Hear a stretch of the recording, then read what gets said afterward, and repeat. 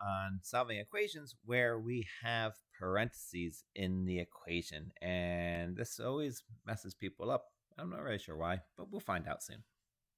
And so I'm just going to do a quick review of how to deal with this. This really means I have three groups of 2a, and I have three groups of -5, which means 6a minus 15. Here I have -4 groups of x and -4 groups of 7, which gives me -4x minus 28. So if you're a little bit stuck on that, just remember you're multiplying the number outside the parentheses with every number inside the parentheses, every term inside the parentheses. So let's take a look at an equation here. Let's say I have something like this. 5 times 2a minus 4 equals, let's say 25. All right.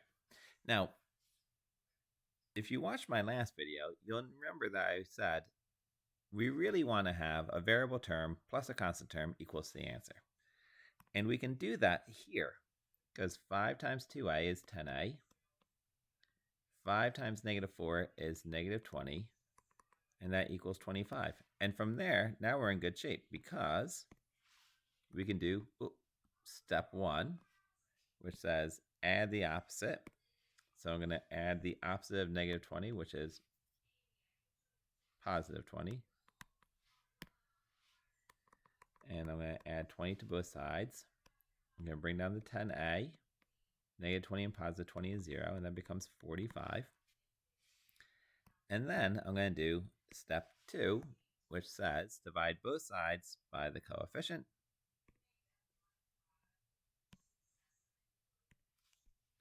So I'm going to divide by 10, I get a equals 4.5. Now there is a second alternative method to doing this. I'm going to show you, and if you don't like this method, then just ignore it altogether. Here's the second method. It says 5 times 2a minus 4 equals 25. And this method is really, really useful sometimes.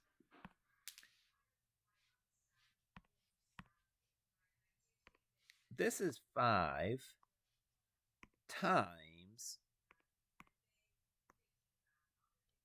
2a minus 4. So what I can actually do, because those two numbers are connected through multiplication, I can actually divide by 5. And when I do that, the 5s will cancel out. I shouldn't say cancel out, simplify. And then 25 divided by 5 is 5. And then I'm going to add 4. Bring down the 2a. -4 and positive 4 is 0. I get 9. And then finally, I'm going to divide both sides by the coefficient, which is 2. So I get a equals 4.5. You get the same answer. Now, I'm going to do one last question. We'll do another question. Maybe I'll just make another video. -3 times 2x minus 7 equals, let's see. I'm just going to pick a number. Let's say -8. So here I get -6x plus 21 equals -8. I'm going to subtract 21 from both sides. I get -6x equals -29. And then I'm going to divide by -6. And when I do, I get x equals 4 and 5/6. Now, I did this question on purpose because I wanted to show you method 2 is not going to be helpful this time. And the reason why it's not helpful is because -3 does not go into -8 evenly. So when I do this, I'm left with 2x minus 7 equals 2 2/3. And then what I have to do is I have to add 7 to both sides, and I get 2x equals 9 2/3. And then I had to divide both sides by 2.